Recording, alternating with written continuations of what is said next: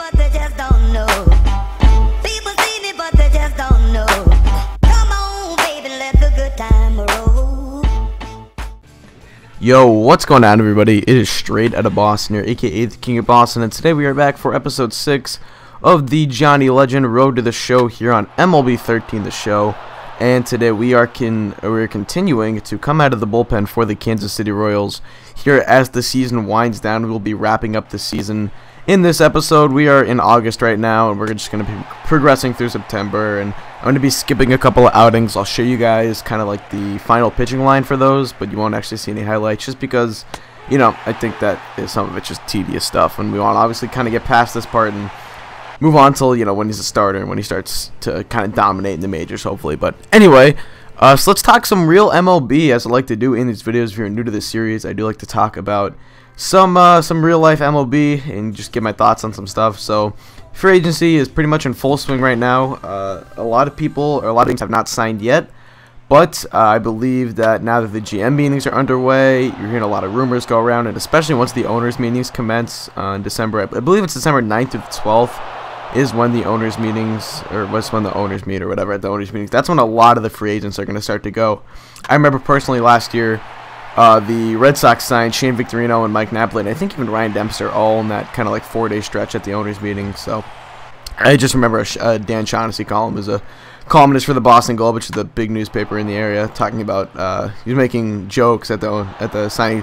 He's a very cynical writer, and he, along with a lot of people in Boston, were not too happy with those signings. A lot of people thought they overpaid and all that stuff, but I just remember making jokes about handing around $3 or $39 million contracts at the owners' meetings down the halls or whatever. So I'm pretty sure it was around that time. So you're going to see a lot of the big names start to go around then, but a lot of people are rumored at this point. You've seen Carlos Ruiz was offered 2 years, $20 million.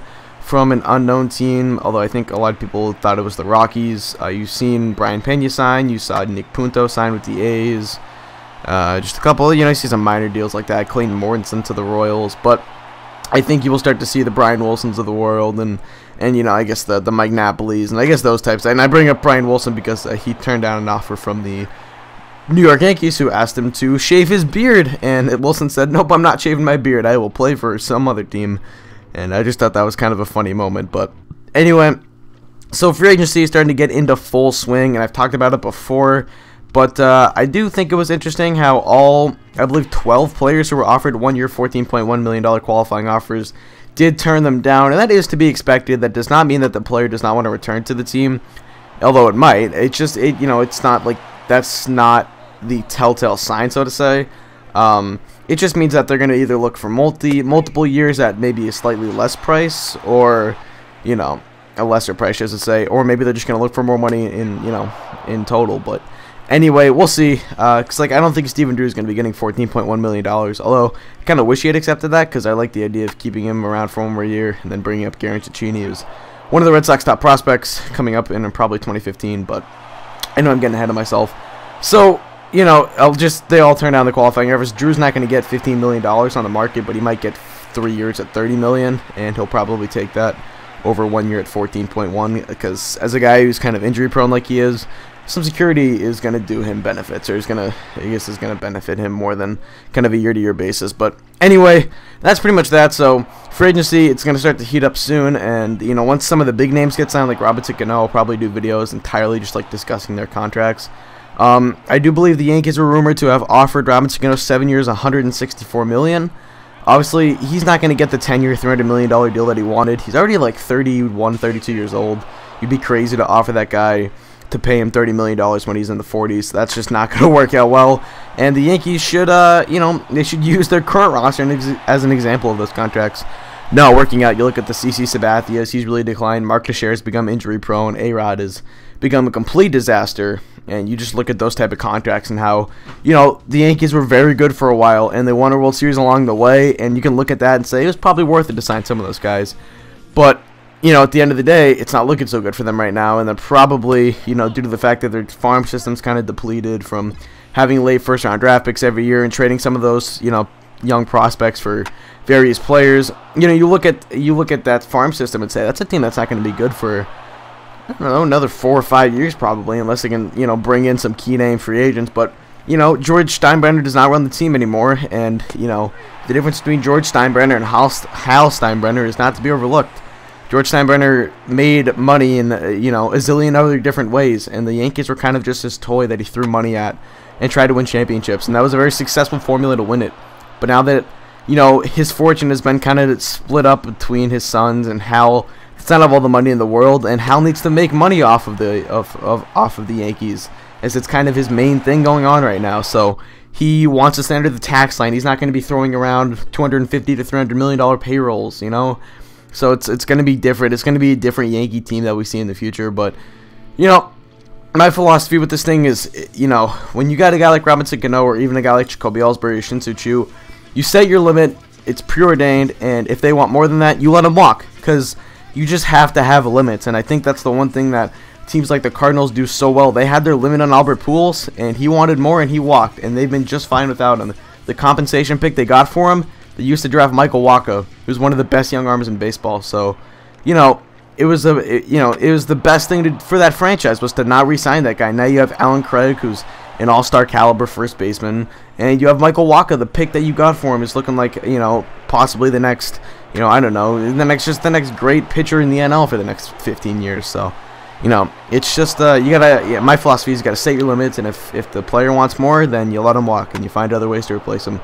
Baseball is not about individuals; it's about the concept of a team. Although it's a very individual sport in that when you're up at bat, you're all alone. When you're making a play in the field, you're kind of all alone. Whereas in basketball, you're passing other teammates, you're cutting for other teammates, all that good stuff. But it is not the type of sport where one guy is going to make a major difference. I mean, the highest WAR this year was like 10.3 from Mike Trout. The next highest was only like 7. And that's like the really, really top tier players in baseball. Those guys are only worth 6 or 7 wins. Jacoby Ellsbury is only worth 5 wins this year. If you replace him with like a steady caliber 2.5 type of WAR guy, you lose. Okay, so you don't win 97 games, you win 95 games, and you're paying him a lot less money. And, you know, it's not about the individuals so much as it's about building a collective group of players that are going to play well together, that are going to coexist with each other. And, you know, it's not about, I mean, you need big name guys to hit in the postseason. And, you know, I'm going to bring it back to the Red Sox a lot. As I mentioned before, I just do that kind of naturally as a Red Sox fan. But, you know, the Red Sox have, this past year, they probably had 3 or 4 guys that could really hit good postseason pitching. When you get into the postseason, you're facing the best of the best from rotations. I mean, in that Detroit series, the Red Sox struggled mightily because they don't have a lot of guys that can hit that good of pitching. You know, a guy like Daniel Nave at 300 in the regular season, he was lost in the postseason for the most part going up against those guys. Gerald Saltimaki at 273. Steven Drew hit like 280 in the second half. You know, they can hit the nitty-gritty guys that they're going to find in the regular season in August and September. But when it comes to facing the Max Scherzer of the world and the Adam Wainwrights, they're going to struggle a little bit more. And the Red Sox had Pedroia and Ortiz and Ellsbury and Napoli at times who could hit that type of pitching. But other than that, they didn't have too much. Shane had a couple good swings in, but his grand slam was off Jose Veras, wasn't off Justin Verlander. So anyway, I'm just gonna divert here for a little bit. This is me just showing you a couple final starts that I did not end up showing highlights from, and then there's 2 more kind of not starts, but there's 2 more appearances left. It's been kind of a up and down season so far for Jonny Legend in the major leagues, but these last 2 appearances are kind of it's a good omen heading into the next season. But that's all I'll say. Anyway, so you know, it's not about the individuals, just kind of trying to wrap it up here. But yeah, I mean, baseball's not about, you know, 1 or 2 players making a difference on a team. It's about a collective group of guys that can play together well. You take LeBron James in the NBA and you put him on the Charlotte Bobcats, that's probably a 50-win team. That's how much he's worth to an NBA basketball team. I mean, you could throw Kemba Walker next to him and Al Jefferson, and he's probably going to do pretty well. I mean, you look at some of those Cavs teams that he led to 50 and 60 wins, and that's just one individual carrying a team. I mean, you look at the 2006 Lakers that Kobe dragged to the playoffs when he was, you know, being paired with Chris Mim and Smush Parker and, you know, players of that caliber that weren't even in the league 2 years later. So, you know, that's a sport where an individual can carry a team like that. In baseball, it's a team effort, even though it's such an individual sport. Like I said, you know, when you're up at bat, when you're in the field, you're by yourself. You're not really relying on too many other people.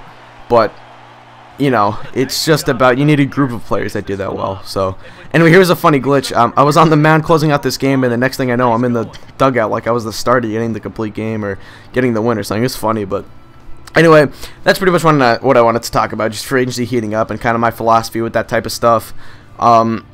You know, a lot of people point to the Red Sox and what they did in the 2012-2013 offseason and say, hey, if you just sign all these guys to 3-year, $39 million contracts, you can build a World Series team. That's not how it works. For one, a lot of things broke the Red Sox way to win the World Series, and I would have not bet them to win it. If you put them in that same playoffs, and you did it again, I would not bet them to win the World Series. Now, if you add a healthy Miguel Cabrera and, you know, I don't know, I guess a healthier St. Louis Cardinals team, and I get that, you know, everyone has injuries, and, you know, you can't use that as excuses. Injuries are just a part of sports. You have to live with them. But for one, this is just kind of my way of saying I don't think that Red Sox team was amazing. It was a very good team. It was a World Series winning team. I just don't think it was like the greatest team of all time or anything. But the pieces were already there, and you just had to add the glue guys kind of around that. Like, you know, David Ortiz, Dustin Pedroia, Jacoby Ellsbury, John Lester, Clay Buchholz, they were there. You know, you add these guys around them to kind of complement them and do that. So, you know, it's good to have glue guys like that, but you also need the big name players. And that's, you know, sometimes you got to overpay for a Robinson Cano if you're in a situation where you feel like you're that player away from taking the next step with your franchise, then that's when you go for it. And that's when you overpay for a guy like that. But anyway, this video is just about wrapping up, so anyway, let me know what you thought of my thoughts on that. I'd love to get a good MLB discussion going in the comments. Anyway, thank you guys for watching.